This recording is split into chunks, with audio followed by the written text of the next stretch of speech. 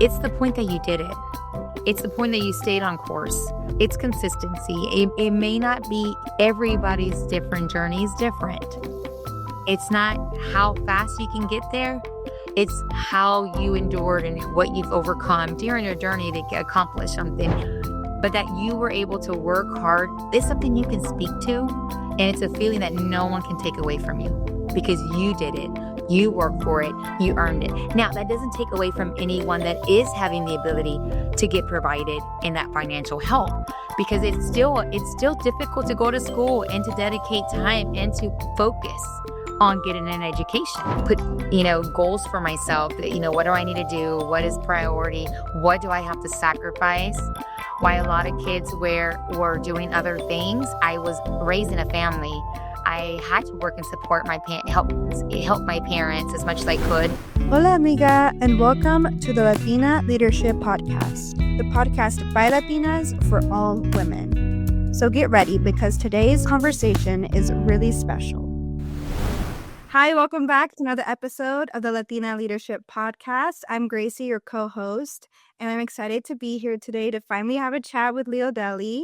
So please tell everyone, who are you and what do you do? Hey, I'm glad to be here. Thank you for having me. I'm Leodeli Trevino. I work with AT&T on the percent side. I also am president of HACEMOS it's our ERGs, our employee resource group within AT&T. Been with the company for 13 years, going on 13 years. And you are also currently working on your master's in business administration. So how are you juggling between family life, work life, school life? Well, of course. So I am pursuing and continuing my education with my master's. It's not been easy. So there's been a lot of pauses in between having my bachelor's and obtaining my master's. Trying to prioritize that time with balancing family, balancing work life with the education that comes with it. So it's just being able to manage it. I have a great support system here at home. I also work with great leadership that understands as well. So it's been challenging, but definitely been able to balance it, and trying to do that has been a pleasure. I feel like that's so inspiring, to continue your education no matter where you are in your life, what age you're at. I know when we had our initial conversation, you had a lot of obstacles to get to where you are today. So how do you feel that you finally get to continue your education and where you are, considering where you used to be? Absolutely. So, going to school, I dropped out of high school, my junior year, and, I got pregnant. So I had a daughter, and, I was able to go back to school, with the great guidance of my counselor that, went and looked for me and said, hey, you need to go back to school. So I went back with my daughter. It was not easy at all. I was 19 years old, starting and picking back up as a junior. Having to do with the obstacles of daycare and having to manage 2 or 3 jobs in order to support myself and push myself for an education because I needed a better life to give to my daughter, right? So that was a struggle. But I finished high school, and I got support internally with my school, with my counselor and my home economics teacher to apply for grants and scholarships to continue my education. I knew it wasn't going to be easy, but I always say when there's a will, there's a way. There's very little that, we have to learn how to, overcome those obstacles and go out and, challenge yourself. And so I went back to school, and I got in it, I went and got my associate's degree in science. And I went ahead and continued and went and applied for a 4-year degree at the University of Houston. So it took me a total from out of high school to get my bachelor's degree, 8 years, and which would take typically 4. But I had children. I had 2 children during my college, getting my education and getting my a 4-year degree, my bachelor's. But I pushed myself. I managed my time. I put goals for myself that, what do I need to do? What is priority? What do I have to sacrifice? Why a lot of kids were doing other things. I was raising a family. I had to work and support help my parents as much as I could, and then also raise my children, and then maintain the financial ability to be able to continue to school. So I finished that. I tell people I have been off and on for my master's, trying to finish my master's. And I tell myself I'm not a quitter. That's one thing I'm not. I will continue to go. Um, I I always say I take a pause where I need to, because as we're going through these milestones and as we're going through the different phases and we're kind of evolving as individuals, as parents, as stewards, as employees, as partners to our spouses, as daughters, and as a parent, we have to kind of sit down and analyze, okay, do I need, do I can I handle what's going on in my life to continue my school? Do I pause it for a semester, or what do I need to do? And so I have had to do that several times. I'm a mother of 5 children. I do have a full-time, job. And I also am, as I mentioned, president of our local chapter for HACEMOS. There's a lot that comes with that, a lot of responsibilities. So I've had to kind of, juggle and kind of prioritize what is needed at the time to continue and go. So I've not quit my job. I've not quit my journey on my master's. I just take pauses, necessary pauses, but I know that I have to continue that process. So I'm only 10 courses away, so 10 hours away. So I'm excited. So I'm almost there. And when I do, I'm going to do lots of cartwheels. No, I feel like that's so important to take breaks, especially with you, like being a mom, having a full-time job. Like, also doing school is not easy.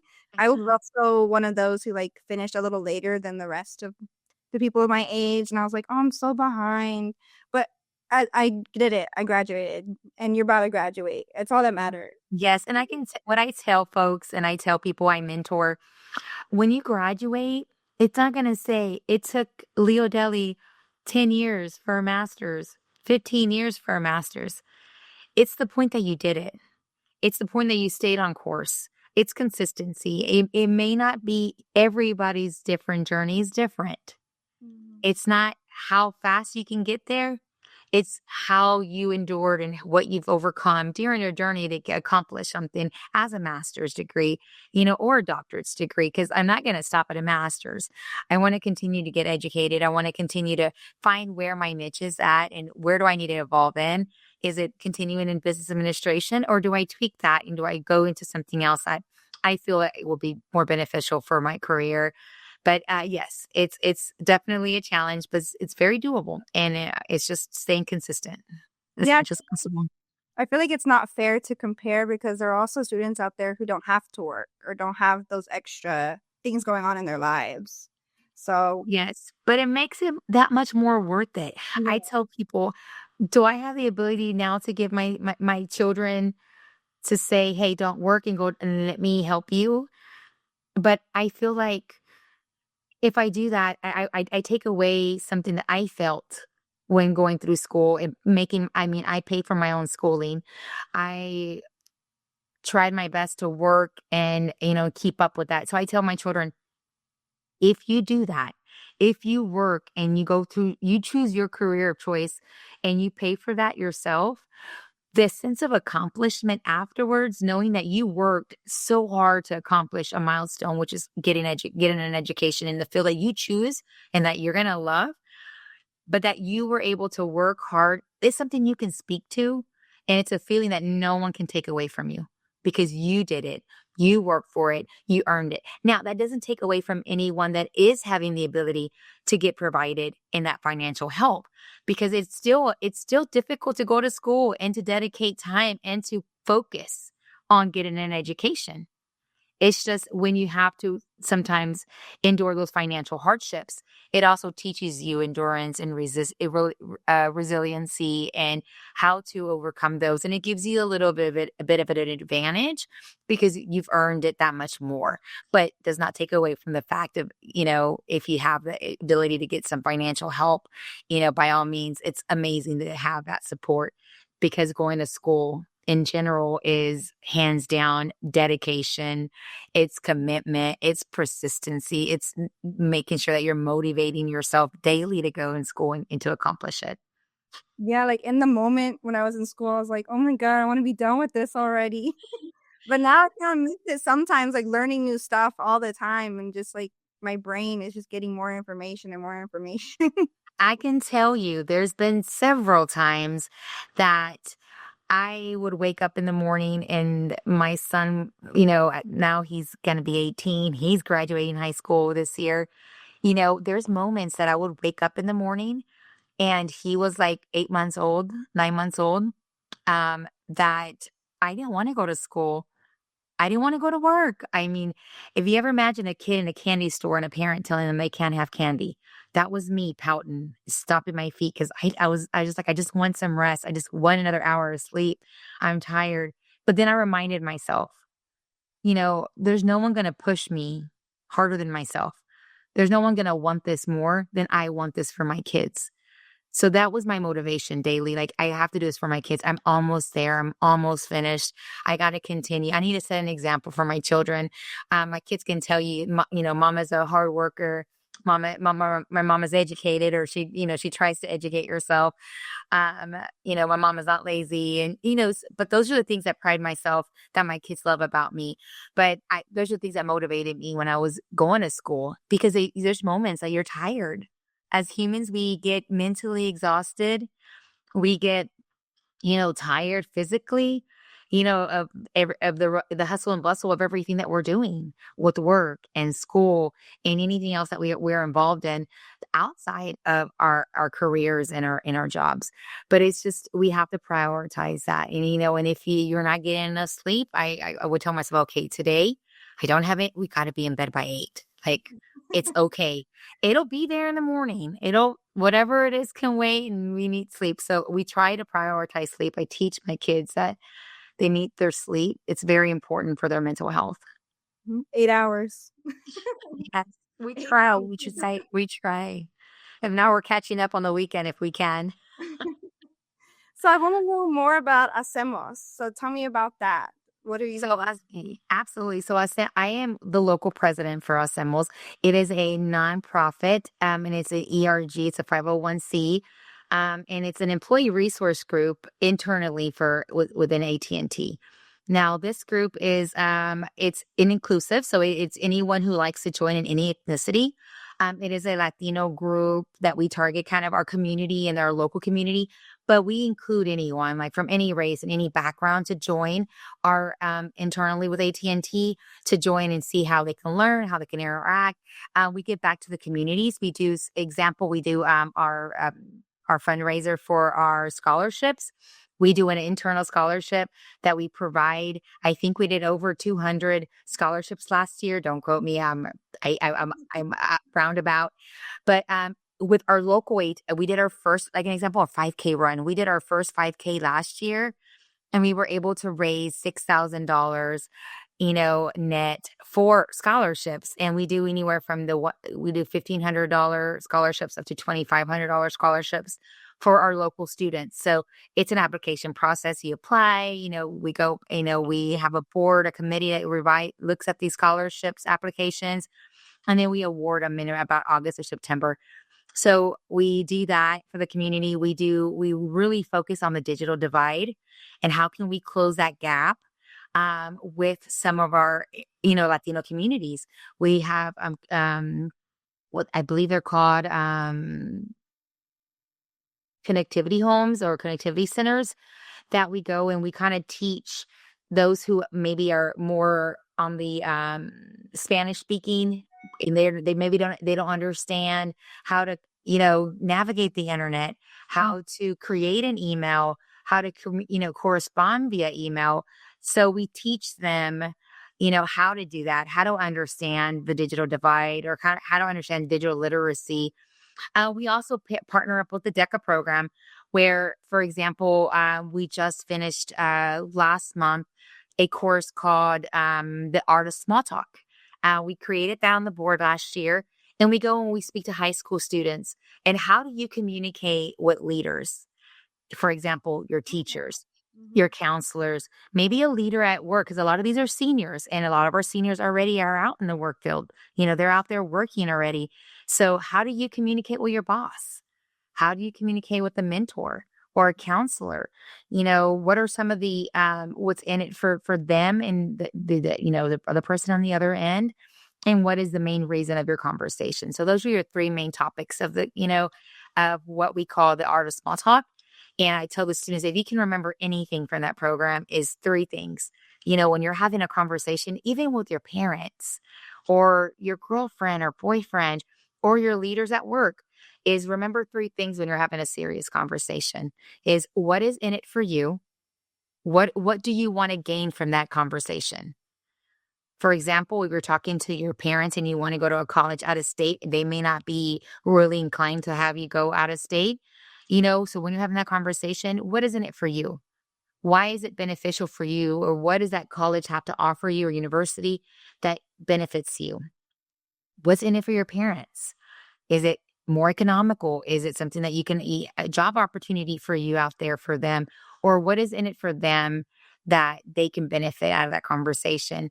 And then make sure that you know what you're going into that conversation about, right? So the whole topic of your conversation is what college you want to go to, or let's discuss, I'm interested in going to a college out of state. So it's just that we do stuff. We do workshops like that with high school students.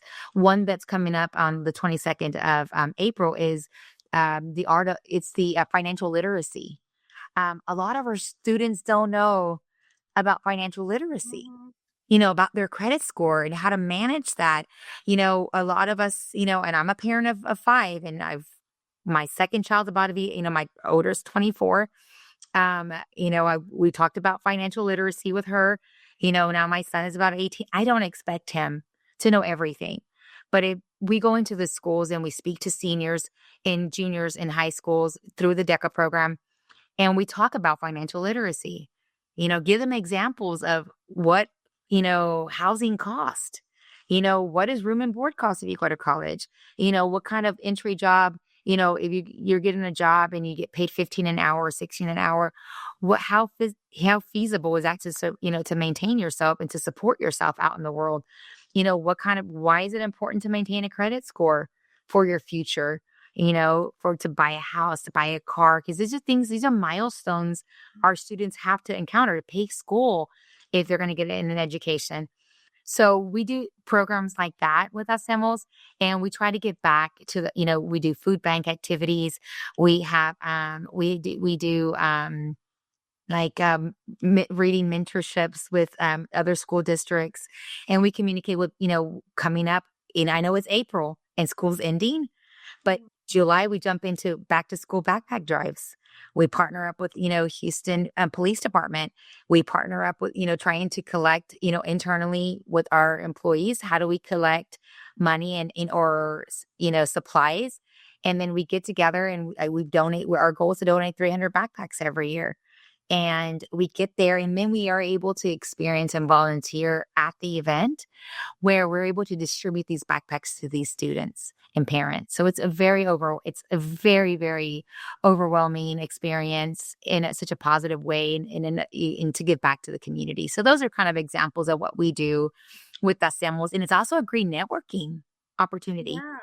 So you think about it. Yeah. I mean, you are if you're on the board or if you're a member and you join some of the member events, you get to network with some leaders that may be in a different part of the organization.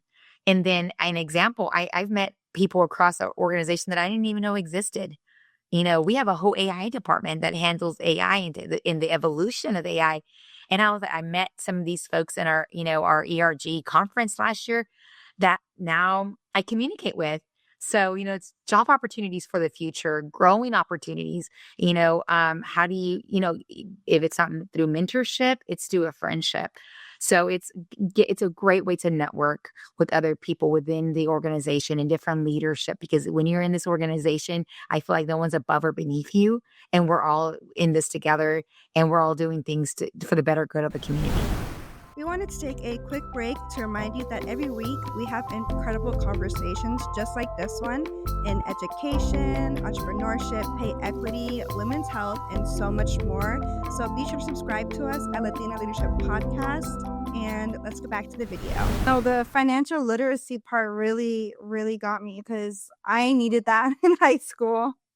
I didn't learn about like financial literacy till I think I was like in college. Yeah, it's important. It's very important. I can't stress it enough. I give advice, I give suggestions to the students. This year we are partnering up with Chase. So Chase Bank is going to be, they have a program that they have for students that we are able to have them come out. I know as a nonprofit, they're going to donate their time and their resources to come out and speak to the students. And so I'm excited to see, this is our first time with them. So I'm excited to see what that brings and kind of in the partnership with different parts of the different financial institutions that are available to work with us. Last year we had young billionaires come out and do this at one of our events and did financial literacy. They're a local nonprofit. And it's amazing, amazing individuals out there supporting that group. And they were able to come in, and speak to 80 students from different high schools. And so we wanted to continue that process. So this will be a different, we're going to use a different institution to see how that goes and continue to partner with with our folks out in the field, with those different institutions to benefit our communities and our kids, get them more educated on financial Yeah. literacy. And what inspired you to join? How did you become president? Well, I was nudged to join the board. They're like, they needed someone to be on the board and to help out with as a VP of operations. That's how I started on the board. We had our local president was needing to step down. And she said, "Hey, Leo, you basically do you've already know everything. You're on board." I got assigned via default. And so, because usually when the president steps down or the president, is not able to fulfill a role, they kind of bring in the VP of ops to fill in the interim.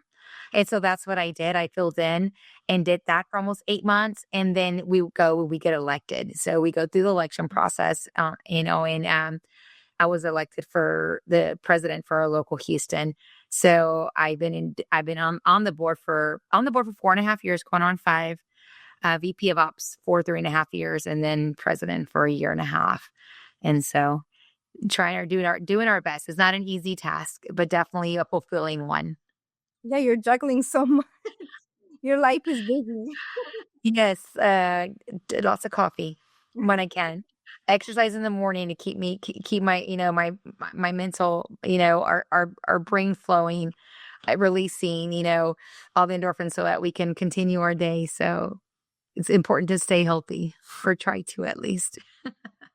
And what are some challenges that you faced as a leader in the corporate world, whether that be AT&T or I know you worked at HEB before that? Yes, I mean there's always going to be challenges. There's always going to be overcoming the what do we call it? Imposter syndrome, where sometimes we get in our own way, and sometimes to become leaders. So I definitely can say that I've had my set of challenges. Before coming to AT&T, I was with HEB in a leadership position, and had to move back home, for family circumstances, issues and situations, that I had to come back home and have the opportunity to start with AT&T. So I decided to start from the field, from the bottom, and to learn. And so that itself had its challenges. Coming from leadership, knowing that it's in my heart to lead people, having to learn to step back and be observant and to see, and kind of like they say, you listen and not judge. You kind of learn how to step back, watch, observe, listen, and give grace and understanding as leaders, as we have so many different types of leaders in every organization, in every step as we're evolving. So there's leaders that what I can say is I learn all the good attributes from every leader I've had. Every leader is not perfect. There's leadership that, definitely, you know, where I felt defeated, where, maybe I didn't feel I was enough. Um, Maybe I didn't feel that I was right for the position, or made me think about, was this the right step to come over, and be in this, different environment. But I can definitely say that I have pushed myself to learn from every leader and put myself in their shoes of understanding. So that way there's grace given, and try not to pick up any kind of things that I wouldn't do as a leader myself. So you learn from each leader. So you kind of want to adapt and learn, and put into practice the great things that they have to offer, and the things that are not so great. Well, then you just know what not to do, in the future as a leader. So, but you also overcome biases, like being a minority, being looked over, and there's some situations that I felt that I felt that I was very confident that I was the perfect candidate for that position. And sometimes I was overlooked, and it may have felt to me as I was being overlooked, um, for various reasons.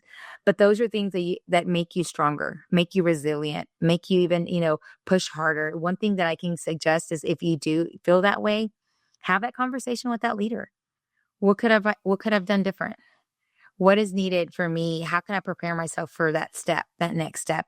If you know that's what you want to do in your career, and that's the next step you want to be at, that person who's interviewing you, they're leaders. They're responsible to help develop and shape us into that next role. So turn it back on them.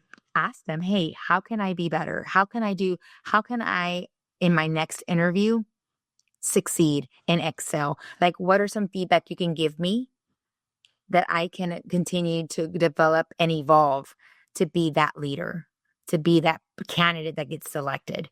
So now you may create yourself, you may just have a mentor. That person may, take it up and say, you know what? I would love to work with you. I would love to be able to take you under my wings and develop you, and get you where you need to be at to be able to be selected for this role. This is where you want to be at. Or let me connect you with someone who can help you. So there's different positions I've had. There's different, with various jobs that I am not, and maybe not not within AT&T, but with, a different, employer, where there has been moments that is it because I'm a minority, or I'm a woman? Is it because, we struggle, in the corporate America? I feel sometimes we have to work a little harder, but the opportunities are there. It is up to us to grab them and to make the most of them. And if we want to do those roles, we just gonna have to, make sure that we're putting ourselves in those positions that they know that we're ready, and so that we were selected. Whenever you said go up to that leader and talk to them, it reminded me of when you said to bring those 3 things to the conversation. Like, what are you getting out of it? Yes. Yes. That whole art of small talk came about with my son.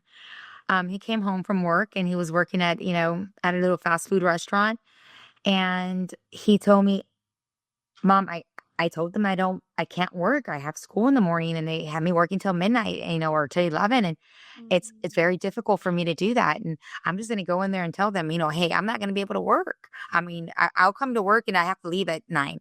And I kind of told him, I go, well, there's conversations that you can't just go and tell them, hey, this is what I'm going to do, because they are your boss.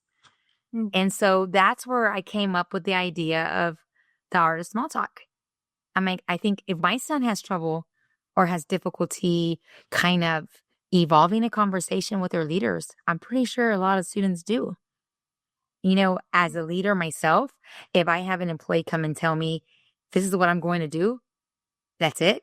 I'm going to be like, okay, well, we need to really sit down and have a conversation. That's not how it works. So, that's where that comes, you go up to them and say, hey, I would love to have a follow-up conversation. your 3 points or what's in it for me. I want to get promoted. I want to get into a leadership role or get into a specific role. And what's in it for you is having the ability to have a steward, someone under you that you can develop and that you can be proud of and that you can say, I had a part in that. I developed her or him and I worked on their career and you're a part of their career journey. You're going to be a part of my career journey. And then what's in it for me is being able to learn and to, gain more knowledge from you as a leader. And for me to be able to put myself in a position that I can get into a leadership or into whatever role that I'm looking at too. So those are good. It's a good way to bring back into those 3 points of the art of small talk. And I feel like you've been giving so much good advice, but I do have another question. What advice would you give to professionals looking to take on leadership roles? I definitely recommend to get mentored or in that field that you're looking for. I can give you an example. If I am an employee and I want to get into say the AI industry, right? I want to be a leader in the AI environment.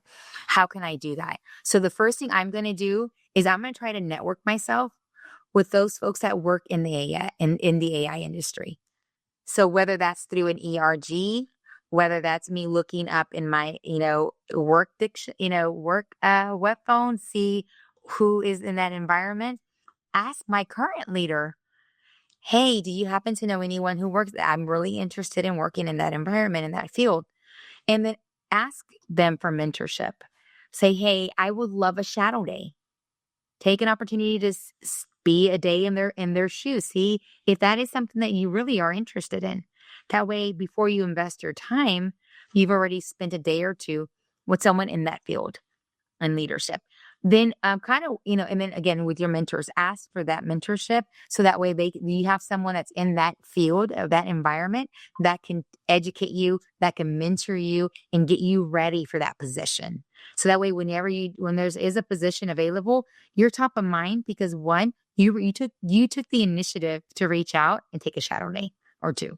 You reached out to get mentored, to get educated for that role that may be opening up soon or not. And then you be top of mind because like, oh, I remember Leodeli. She was, she mentored, she shadowed, she's interested. She's shown, everything that we need in a prospecting. And so it may be an entry role if it's a different field, but it's a step towards that environment that you want to be in leadership. If you're already in that environment, then working with your leadership directly.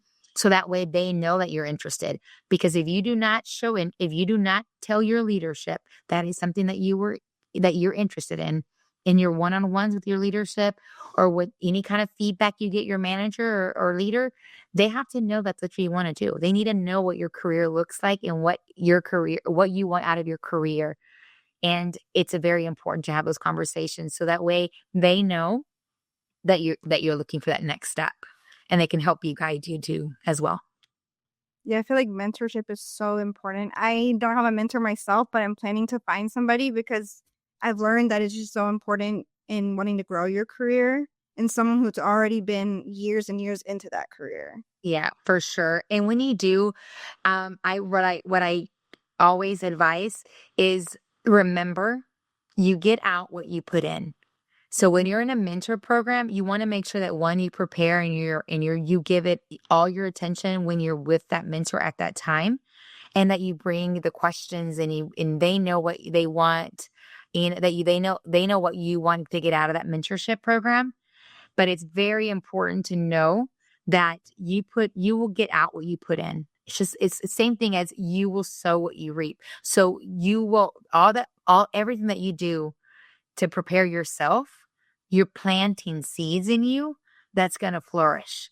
And that depends on what you plant and what you water that seed. So I do highly recommend to get mentored. I do highly recommend to make sure that you are 100% invested when you do mentor, when you're a mentee, as well as your mentor. Hold them accountable. For sure. Yeah, you can't just show up. You have to show up wanting Yes. answers. You have to want it more than they do. Yeah. 100%.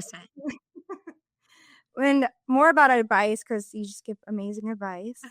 What advice would you give to women who are facing similar obstacles like teen pregnancy, single motherhood, continuing your education? You know, being a single mom for a very long time, also being a teen, a teen mom. I was pregnant at the age of 17. You know, gosh, if I can, this reminds me of going, if I can go back and tell myself, right? Like you have those moments where you sit down and you're like, if I can just close my eyes and go tell myself everything's going to be okay. It's not easy and it's not going to, I can sit here and tell you it will be, I'll be lying, but it's not. It's not easy, but it's very possible. Whether you're going through a teen pregnancy, now you have a reason to push yourself. Right now you have a reason to continue an education. If there's a will, there's a way. If you want to, you have to want a better life, not only for you, but for your child.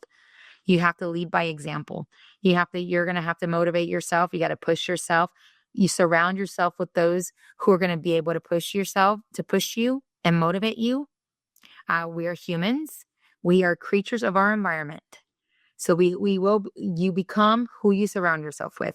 So at an early age, we've got to teach our younger folks to surround yourself with those that are positive, that are motivating, that have same goals, same interest, that can help you mentor and kind of solidify and evolve to becoming the best version of you.